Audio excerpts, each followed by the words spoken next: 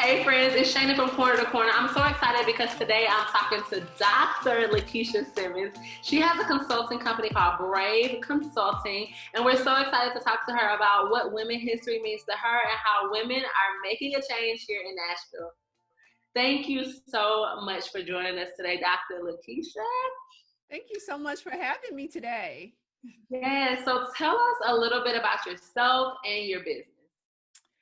Well, thank you again. I am so happy to be here and hopefully encourage some other women and minorities who are pursuing their businesses, because that is the part of my life that I really love, being able to not only be a professor at a local college here, but also I am an entrepreneur. Yeah. And I love working with other women and just other business owners in general. So what I do is I help others become financially free. And this wasn't always in the cards for me, right? I come from Indianapolis, Indiana. I'm the daughter of teen parents, and life was really hard growing up, right? Financially insecure. And was able to go to college, attended Tennessee State University, and that changed my entire life. Being on that trajectory of higher education, it just opened up a whole new world for me that I never knew was possible. And so I've worked over the years. I'm a Six Sigma Black Belt. I am also a tenured professor in analytics at Belmont University.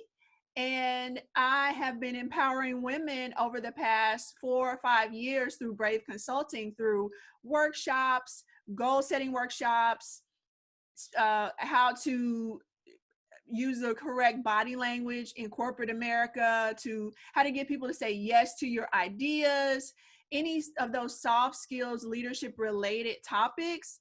I'm your woman, right? And so I've been doing that for years. And just recently, towards the end of last year, I started empowering people on financial freedom because I have reached financial freedom. And that is so hard to believe coming from where I came from, that I'm now able to live off of what I have in investments. And so I'm on a mission to empower others to create their financial freedom plan so they know when they're going to retire, how much money they need to retire, and do it all before 65. So that's a little bit about me. I love that. Thank you. And as a leader, as someone who is both in the education field that's a leader, as well as a financial field that's a leader, in helping women really find their footing in that financial sector, what are, or who are rather, some leaders that have been helpful and influential to you? There are so many women who have helped me over the years. And I will say mentorship is really the key. There have been some women who I could name and you wouldn't have a clue who they were, but they were so instrumental to me just by encouraging me and telling me that I can do anything, even when I didn't believe I could. So I believe it's very important to look in your inner circle and to be vulnerable with those people and let them know what you're going through. Many times we don't do that because we're afraid for people to know what we're actually going through, but it's important to open up to those in your inner circle and say, hey, this is what happened to me at work, or this is what I'm struggling with today, or I'm just not feeling self-confident today, because those are the people who really boost you and get to where you're going. It's, we have Michelle Obama to aspire to be, right? Oh, Michelle Obama. But there are so many Michelle Obamas right here in our community, and women who I look up to and aspire to be. And I love that I can call them or text them, some of the premier business owners right here in our city. And I love being able to reach out to them and get feedback. And I think that it's important and it's okay to ask. And I also give back in that way. There are several young women and young entrepreneurs that I mentor. So yeah, just reach out. Mentorship has been really key for my success. So obviously we're both in Nashville. How far do you think Nashville has come regarding making it a city where female entrepreneurs really can thrive? And are there any places where you feel like we still fall short as a city? I will say that our nonprofit community has really embraced entrepreneurs, Mm-hmm. and especially such as Corner to Corner. And it's nice to have those places that you can go and get the training that you need. We have women's business centers around town. There's several banks that offer entrepreneurship courses. And I think all that is great. What I say we can do better about in Nashville is organizations that have women leaders to really create more of a formal mentorship program. So those entrepreneurial women, and I know they're so busy and they're pulled in so many different directions, but I think that direct link between the successful entrepreneur and the budding entrepreneur, that link is what is going to help more entrepreneurs become successful in Nashville. And that's better for our city. So if there's some way that the local community and government or state organizations can facilitate that more, and I know that there are different organizations that will have a one-day mentor program for women, but we need more mentorship and more, because think about it.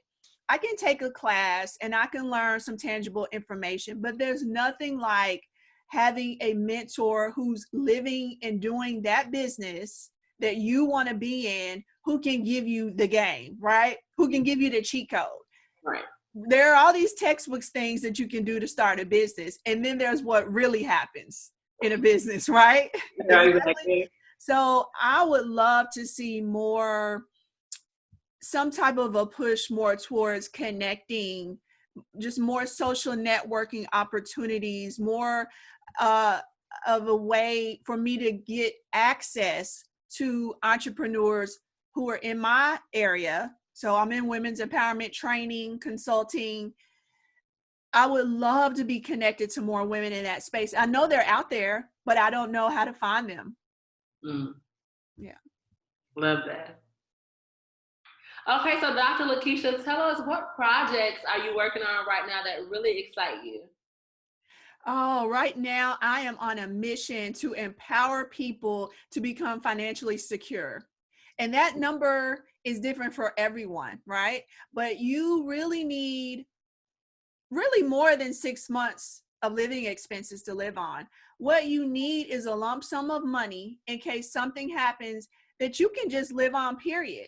Think about the pandemic, COVID-19, COVID-20, COVID-21, right?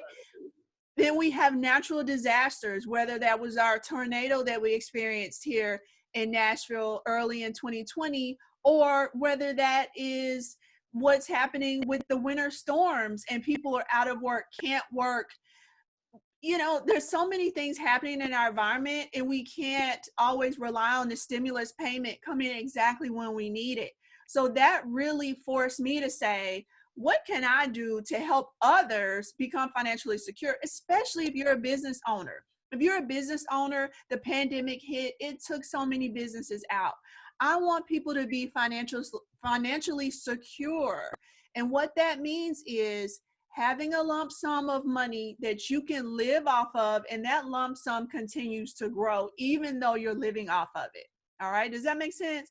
And so that's what I'm doing. So I am facilitating workshops, because that's what I do. I empower people hands-on, live with me, and we go through, number one, what are some tax deferred options that you have to save and invest money that also lowers your taxes? Who doesn't love lower taxes?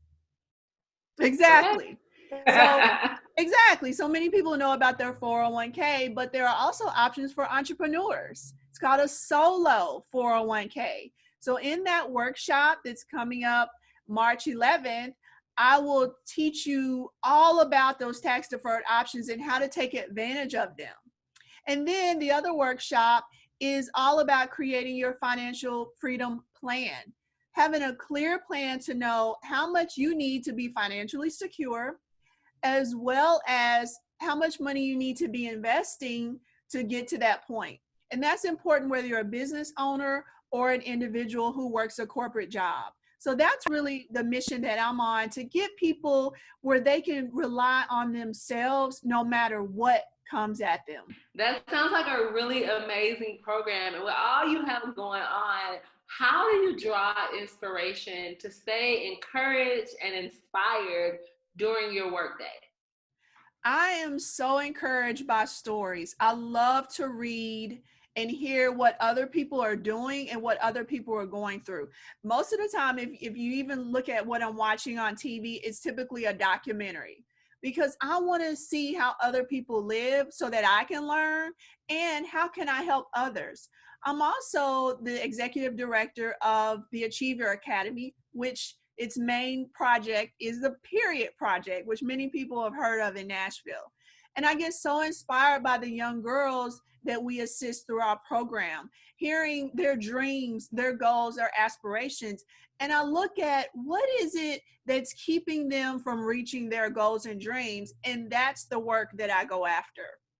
And so that's where I draw most of my inspiration throughout the day. I'll stop, I'll read an inspiring story of someone who retired to Mexico and they live on $1,000 a month in Mexico. And I think, my mother needs to be there. She's coming up on Social Security age.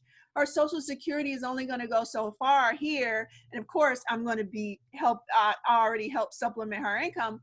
But once that happens, I want her to be financially secure. So I'm always looking for things that, oh, what can I take and learn from this? How does that inspire me to do my work? And how can I use it to help my family, my friends, my community? So, how does faith influence your work and the way you approach your work? Faith is number one. Absolutely. And let me just break this down for you, Shana, because when we feel overwhelmed, when we feel confused, it's typically because we've shaken our faith, right? We're not standing on a solid footing. And this happens to us all. It definitely happens to me. And when that happens and I can't make a decision, I think, you know what? I'm not putting my trust in God. And if I put my trust in God and say, God, lead my path, lead me, what should I do in this moment? And I leave it there and I maybe go for a walk, go grab something to eat. And within a few hours, it's clear as day. And I'll say to myself, I took 3 days thinking about this decision and couldn't come up with anything because I wasn't leaning on my faith. And knowing that God is going to bring me from where he brought me as a young girl, living with different family members, didn't have any hope as a young girl, didn't plan to go to college, right? None of that. A daughter, a teen mom. My dad went off at 18 to the Marines to try to make a better life for us. Life was too hard for my young mom. She sent me to a family member to take care of me. I mean, life has been hard, but God brought me all this way. He's not going to leave me now, right?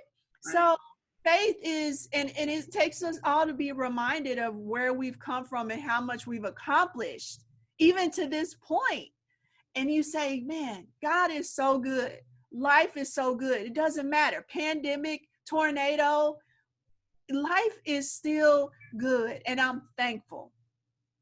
So before I let you go, I have to ask you this question. What advice would you give to female entrepreneurs who are graduating from the academy? Oh, I'm so excited for these graduates because there's so much opportunity out there. So here's my advice. It's the same advice I always give women. Number one, stay poised. Okay. And that means you stand up for what's right. You be your best at all times. You be self-confident. You stay motivated. Even if things today look like it's just not working out, don't worry about that. You stay focused on the prize and you stay poised and you stay confident and you stand upright and you do what God has called you to do. Secondly, you stay persistent. All right. No matter what, you don't give up. You find new ways to do your work. You seek out help that you need. If one door closes, there's another door. Go knock on it. And it's funny. My husband, he's such a great support system for me. I can't do any interview without giving him the praise because he told me yesterday, because the door closed and someone said no. And he said, don't you see that was God telling you to go to that person directly?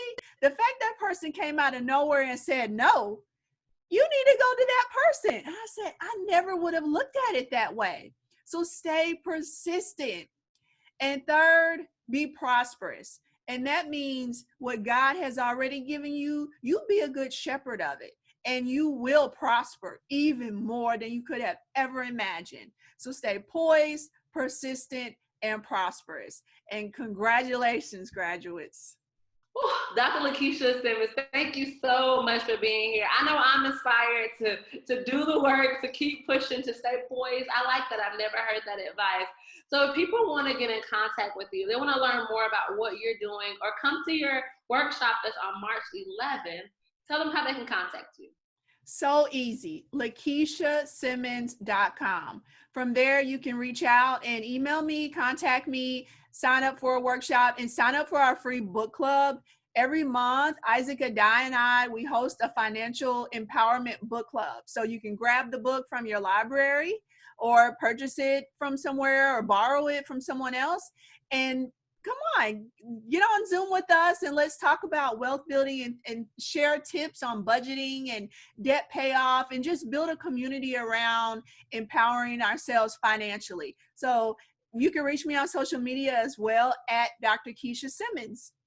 All right, guys, thank you so much for watching it today and helping us celebrate Women's History Month. If you want to learn more about Dr. Lakisha Simmons, her journey, and her story, be sure to follow us on Corner to Corner's YouTube, which is youtube.com/Corner to Corner.